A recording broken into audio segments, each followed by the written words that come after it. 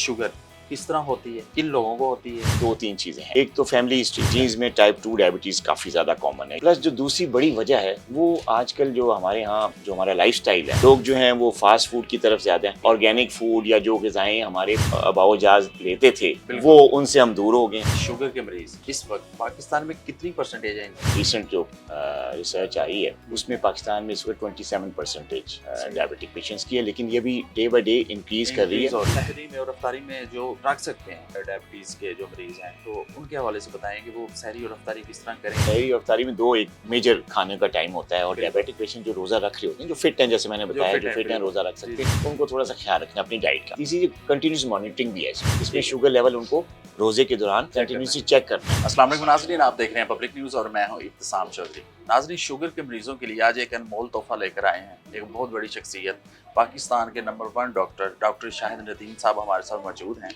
और हमारी खुशकिस्मती है कि वो लाहौर आए और हमें उनका टाइम नसीब हुआ। सर, बहुत शुक्रिया आपका टाइम देने का। सर, वक्त ज़ाया किए बगैर सबसे पहले आपसे जानना चाहूँगा कि शुगर के मरीज़ इस वक्त पाकिस्तान में कितनी परसेंटेज है इनकी, और इसके हवाले से अवेयरनेस भी आपसे चाहिए। देखिए, इस वक्त अगर करंट सिचुएशन आप जो रिसेंट जो रिसर्च आई है उसमें पाकिस्तान में इस वक्त 27% डायबिटिक पेशेंट्स की है, लेकिन ये भी डे बाय डे इंक्रीज कर रही है। और ये वो केसेस हैं जो कि रिपोर्ट हो रहे हैं। अब पाकिस्तान में कई केसेस ऐसे हैं जो रिपोर्ट ही नहीं हो रही। तो अगर मैं अपनी प्रैक्टिस के हवाले से बात करूं तो हाँ, 27, तो मेरा ख्याल है कि जो मेरा एक्सपीरियंस है और जो सारे जो अनरिपोर्टेड केसेस हैं उनको मिलाया जाए तो it's more than 30%। It's more than 30% जो है ना इसकी प्रेवलेंस है डायबिटीज़ की इन पाकिस्तान करंटली। लोगों में अवेयरनेस है या समझ रहे हैं कि वो हमारे हॉस्पिटल्स में या हमारे यहाँ वो डॉक्टर्स हैं जो ये सब उनको गाइड कर सकें, उनको अवेयरनेस दे सकें, उनका इलाज हो सके? देखिए, पाकिस्तान में हेल्थ सर्विसेज माशाल्लाह काफ़ी स्टैंडर्ड की हैं, लेकिन क्योंकि डिजीज़ बर्डन इतना है कि हर घर में जो है ना एक या दो जो है ना वो मरीज़ पाए जाते हैं। अब अगर उनको पता है या नहीं है, उनकी तशखीस या उनकी डायग्नोसिस हुई है या नहीं हुई है, एक और अलग बात है। तो गवर्नमेंट लेवल पे इलाज की सहूलियात तो हैं, अद्वियात की ज़ाहिर है सरकारी अस्पतालों में ज़ाहिर है डिजीज़ बर्डन इतना ज़्यादा है, रश इतना ज़्यादा है, तो अद्वियात उस हिसाब से लोगों को नहीं मिल सकती क्योंकि इतना ज़्यादा ये कॉमन डिजीज़ है। तो फिर ये है कि लोगों को बाहर से ख़रीदनी पड़ती है। लेकिन जहाँ तक सहूलियात का ताल्लुक है, डायग्नोसिस किए हैं, लेबॉर्ट्री फैसिलिटीज़ हैं, इसमें सर्जिकल जो चीज़ें हैं, आई की जो सर्विसेज हैं, तो उन हवाले से अगर बात की है तो पाकिस्तान में चीज़ें हैं, लेकिन स्टिल अभी पाकिस्तान जो है डायबिटीज़ केयर में भी काफ़ी पीछे है। अगर हम जो डेवलप्ड कंट्रीज़ को देखें, मॉडर्न वर्ल्ड को देखें, तो वहाँ जिस किस्म की सर्विसेज हैं, ख़ास तौर पे डायबिटीज़ की मैनेजमेंट के हवाले से और प्रिवेंशन के हवाले से, तो अभी काफ़ी काम बाकी है जो कि पाकिस्तान में करने वाला है। ठीक है सर, शुगर किस तरह होती है, किन लोगों को होती है, और इसके जो स्टार्ट के अवामल हैं जिससे अवेयरनेस आ सके या पता चल सके एक शख्स को कि मुझे शुगर हो गई है, ये सब बताइए। देखिए, जहाँ तक ये आपका सवाल है ना कि कैसे होती है, पहला क्वेश्चन तो ये देखिए, इसमें दो तीन चीज़ें हैं जो कि आप कॉज कह सकते हैं इसकी या डायबिटीज़ की वजूहत कह सकते हैं।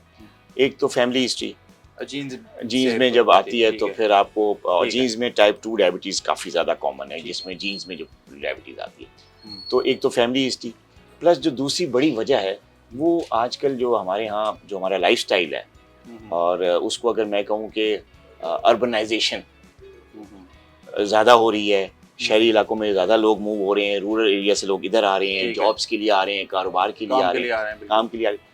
फिर इस अर्बनाइजेशन से जो है ना हमारा जो लाइफस्टाइल है वो बहुत ज़्यादा चेंज हो गया है। लोग जो हैं वो फास्ट फूड की तरफ ज़्यादा हैं, ठीक है, जो ऑर्गेनिक फूड या जो ग़िज़ाएं हमारे अबाओजाज लेते थे वो उनसे हम दूर हो गए। ये एक दूसरी बड़ी वजह है।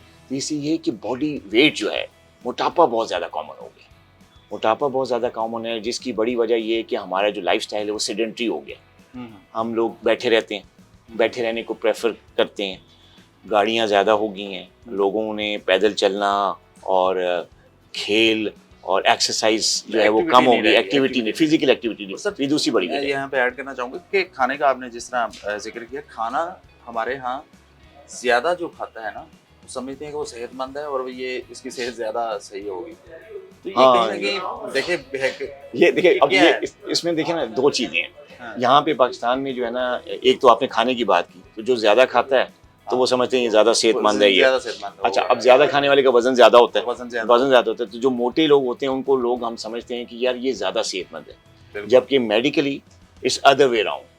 ऐसे ही है, ठीक है ना, medically it's other way round, other way round, बिल्कुल, मेडिकली जो है, जो लोग स्मार्ट हैं, जिनका वजन कम है, वो ज़्यादा हेल्दी हैं। वो ज्यादा हेल्दी। मोटापे के साथ जो है वो और बड़ी ज़्यादा जो है ना बीमारियां आ जाती हैं। देखिए आजकल के जो बच्चे हैं ये आप जी, जी। देखें जिस तरह उनकी ग्रो हो रही है, फास्ट फूड जिस तरह वो यूज़ कर रहे हैं, मोटापा उनमें आ जाता है, तो वो जी। आप उनको कह के तो देखें तो उनके तो माँ बाप आपसे लड़ पड़ेंगे। हाँ, वो कहेंगे हमारे बच्चों को नजर लगाएंगे, आप नज़र लगाएंगे, उनको पेरेंट्स कहते हैं जी हमारा बेटा तो बड़ा सेहतमंद है, अब वो सेहतमंद है। मोटापे को सेहत से तशबीह सेहत देते से हैं। मैं वही तो आपसे ये जानना चाह रहा आपके था चैनल कि के ये हवाले से ये बड़ी अच्छी जो है अवेयरनेस है कि लोगों को पता चले कि जो बच्चों का खासतौर बच्चों में जो मोटापा है, वैसे तो बड़ों में भी, तो ये जो मोटापा है ना, ये सेहत नहीं है, सेहत ये नहीं है। बेसिकली बीमारी है। सहरी में और अफ्तारी में जो रख सकते हैं डायबिटीज़ के जो मरीज़ हैं, तो उनके हवाले से बताएं कि वो सहरी और अफ्तारी किस तरह करें या किस जी। हद तक करें। जी, जी। देखिए, सहरी और इफ्तारी में 2 एक मेजर खाने का टाइम होता है, और बिल्कुल। डायबिटिक पेशेंट जो रोज़ा रख रहे होते हैं, जो फिट हैं, जैसे मैंने बताया, जो फिट हैं, बिल्कुल। रोज़ा रख जी, सकते जी। हैं, तो उनको थोड़ा-सा ख़्याल रखना अपनी डाइट का कि वो ठीक क्या खाने खाएँ। तीसरी चीज़, एक तो 2 चीज़ें तो खाने हो गई ना, सहरी और इफ्तारी। तीसरी चीज़ कंटीन्यूअस मॉनिटरिंग भी है इसमें। इसमें ठीक है। शुगर लेवल उनको रोज़े के दौरान करना कंटीन्यूअसली है। चेक करना है। ठीक ये नहीं कि आप ग्लूकोमीटर से चेक ना करें, मॉनिटरिंग नहीं कर रहे, तो आपको पता नहीं चलेगा कि आपकी जो सहरी और इफ्तारी से शुगर लेवल बढ़ रहा है या लो हो रहा है, जैसा भी।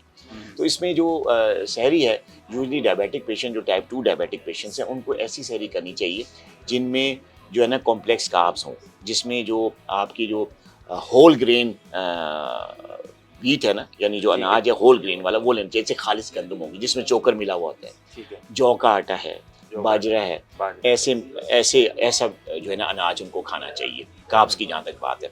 और इसमें आप मिक्स करके भी खा सकते हैं, मल्टीग्रेन बना के भी खा सकते हैं। एक तो रोटी जो है ना मल्टीग्रेन की हो और खालिस गंदम की हो तो प्रेफर है।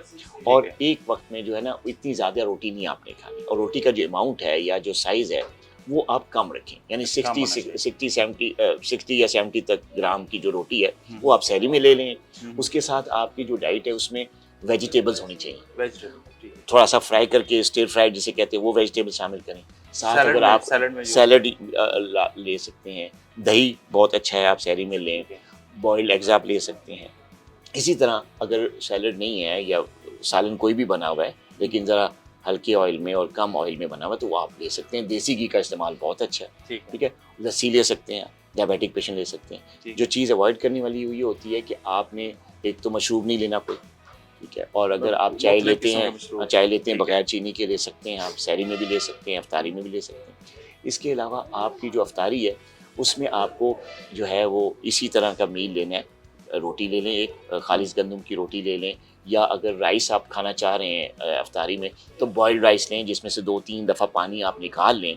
वाइट राइस जो होता है ठीक है। उसको उससे उसका जो स्टार्च का कंटेंट होता है वो कम हो जाता है। जो व्हाइट राइस से ब्राउन राइस भी यूज हो सकता ब्राउन राइस जो है वो है, वो ज़्यादा उनका ग्लाइसेमिक ठीक है। इंडेक्स कम होता है, तो वो भी शुगर लेवल इतना नहीं बढ़ता, लेकिन उसकी पोर्शन साइज कंट्रोल में रखना है। है। ठीक है। देखिए, अगर आप Portion राइस size। खा रहे हैं तो हाँ। 2-2 3-3 4-4 प्लेटें नहीं, एक पोर्शन ठीक साइज है। कंट्रोल में रखें। ठीक है। इसके अलावा अगर वाइट राइस भी खा रहे हैं तो इसका ये मतलब नहीं कि आप बहुत ज़्यादा खा लें, तो उसको कंट्रोल, पोर्शन साइज ठीक को है। कंट्रोल में रखें। सब्जियों का इस्तेमाल करें, गोश्त किसी भी किस्म का साथ उसमें डालें।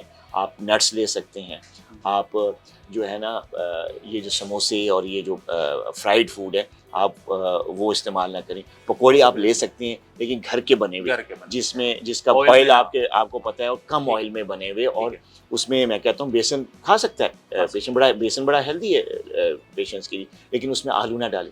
आप आलू। वेजिटेबल्स स्मॉल कट करके ठीक है। वो डाल दें, ठीक है। प्याज डाल सकते हैं, टमाटर डाल सकते हैं, तो ऐसे पकौड़े आप यूज़ कर सकते हैं, लेकिन उनकी भी क्वांटिटी का ख्याल रखें।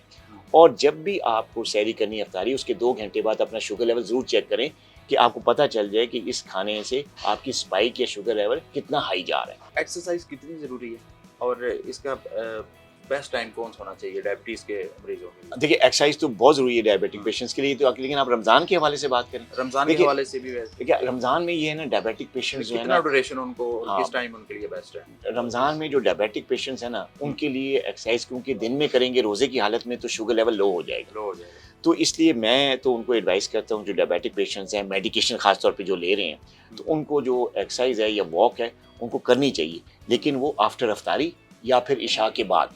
ठीक है। आप वॉक करें 30 मिनट्स की, लेकिन आफ्टर अफ्तारी करें या इशा के बाद करें, ताकि आपको जो शुगर लेवल लो होने का ख़तरा न रहे।